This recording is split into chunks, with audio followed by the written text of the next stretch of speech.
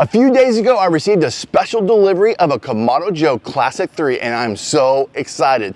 We're gonna be doing an unboxing, show you the key components, and also put this together and do a first burn in. But stick around, my friends, because I'm doing a giveaway of my new rub and seasoning called Sweet Red Dirt. I'll show you how to win, so stick around and we'll get right into it.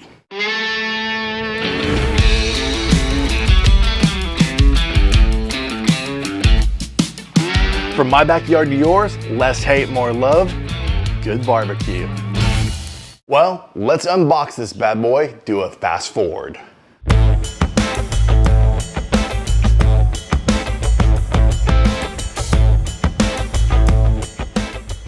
So what boxes come with it? So when you lift the big box and you got the base box here with the different instructions and tools, and these three boxes are the leg boxes and the wheels. You got the slow roller that it came with.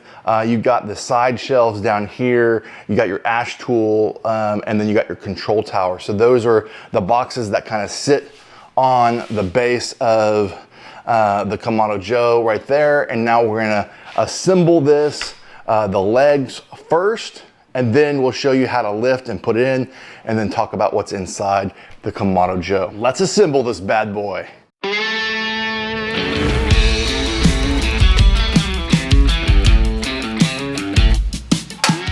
This next part, you're gonna need a lift partner. Luckily, my wife has agreed to help us out, find a neighbor or a friend, and we have the wheel locks on, the logo on either side, lifting from the airlift hinge underneath and the ash drawer opening underneath. You're gonna lift up, and then we're gonna just literally just slide it and lift it right inside where the front is facing the front of the logo. So let's do it.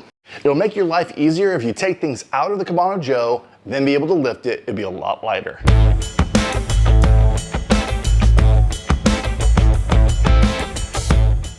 Well, now that we've got the Kamado Joe on the stand, we are going to clean out and vacuum all the crud that was in it.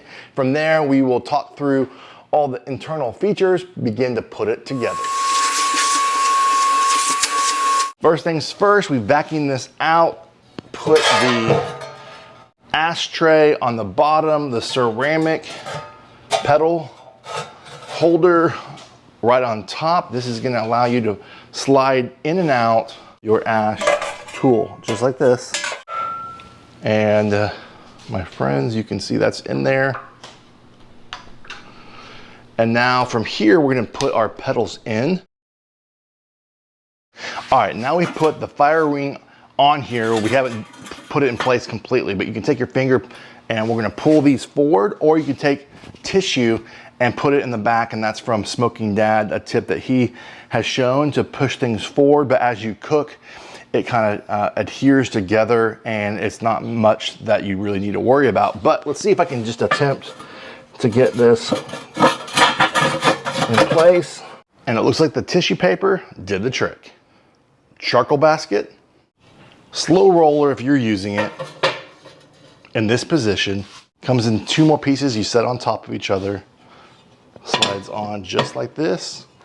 From here, you find the notches where these grooves go in, and I'm gonna make an adjustment, turn it.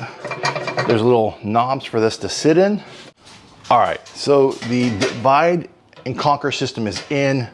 You attach it to your charcoal so that you can lift this thing out. And then from here, if you want to do kind of banking your charcoal, you just put that there this way or this way. You're able to split your charcoal on different sides and do indirect cooking and searing your food or whatever accessory you're using. From here, we're able to use, there's 3 tiers, 1, 2, and 3. You've got this, call it a star, an accessory rack is what they call it. And you go here, put heat deflectors on top, and you could cook pizza this way. You could put it on this way, and you could heat things slowly up to warm up your Kamado. You can also do low and slow and put your drip pan here, accessory rack, and heat deflectors down here. A lot of different versions. You can use this to use the wok, sit the wok in here, or different accessories like that. A lot of versatility using this. My friends, now we have the heat deflectors installed on the very bottom, how it's designed, and then you could do accessory rack, put a drip pan, and then we do our grill grates, and that's it. Install the control tower. Just want to line it up straight and let it sink in. If you had to, you could use this, but it doesn't really need it. Adjust it like this, and then it opens up completely when you're getting your Kamado Joe started. Let's roll it through the house. Just so you can see what it looks like going through the main doorway. It fits easy. Well, we've got the Classic 3 in the backyard. I put the shelves on, and all you gotta do is put the logo up front, make sure that there, and it goes into the bevel and a little hole, and it just goes up. And when you're not ready to use them, take them down just like that. Super easy. Another thing I noticed I wanted to bring your attention to is on the very back of the bottom of the Kamado, it had two little stickers, and then I've got the manual here, and it says place the labels here. So it makes it easier to register your Kamado Joe for warranty. So hey, great update. That's not something that they haven't done in the past, at least the ones I've had. And now it's time to put the slow roller in.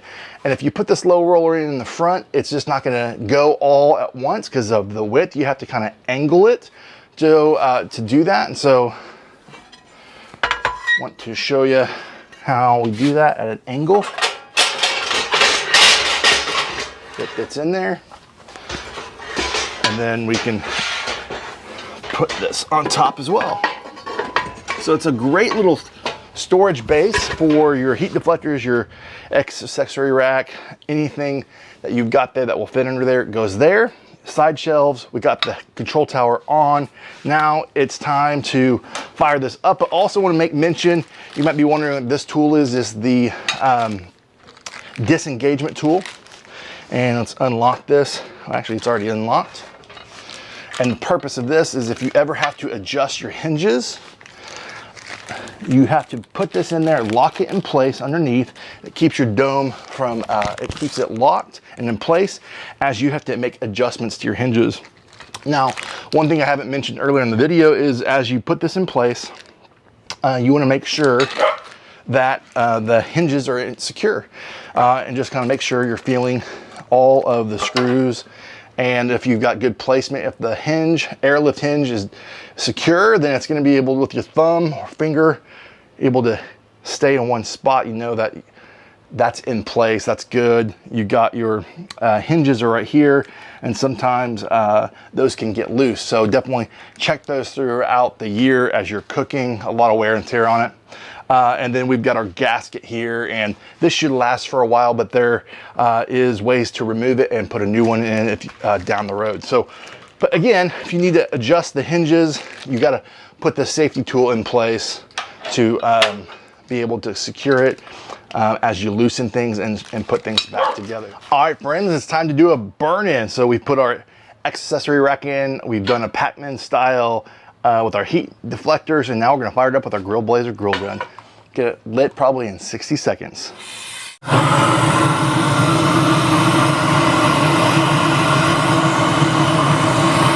right, friends, we have finished up our first burn in 45, 50 minutes. We got a good heat soak. Pretty much got it up to 450 to 500 degrees, let it go, and just kind of get the heat deflectors going, the grill grates, and all the things like that. Again, this is optional, something that's just kind of fun to do because you just got it, you want to get it lit, and that's just something fun I wanted to show you. Otherwise, that's it. Well, there you have it. We did our unboxing, our assembly, and our first burn in on the Classic 3. Let us know what you thought of the Kamado Joe Classic 3. And if you're new to Kamado cooking, check out the playlist, the 5 beginner mistakes on a Kamado. I think it'll be very helpful for you in other recipe videos as well. My friends, if you're stayed this long, you're probably wondering how in the world do I win the free barbecue rub and seasoning called Sweet Red Dirt? Well, all you gotta do is like the video, subscribe, and put the word Sweet Red Dirt. We're gonna let this video giveaway run for a whole week. And then next Friday, I'll get into the comments, do a random name generator, comment generator to select the winner, and then I will let you know, and then you'll email me or DM me on Instagram, or you can email me through my About page, and we'll get the rub to you. And if we don't get somebody within 24 hours, we'll draw another name. So that's how you win the rub and seasoning, and I really want you to try it. If you're interested, you can go to the website and just check it out, or go ahead and purchase it if you don't want to wait. Well, again, from my backyard to yours, less hate, more love, good barbecue. Till next time.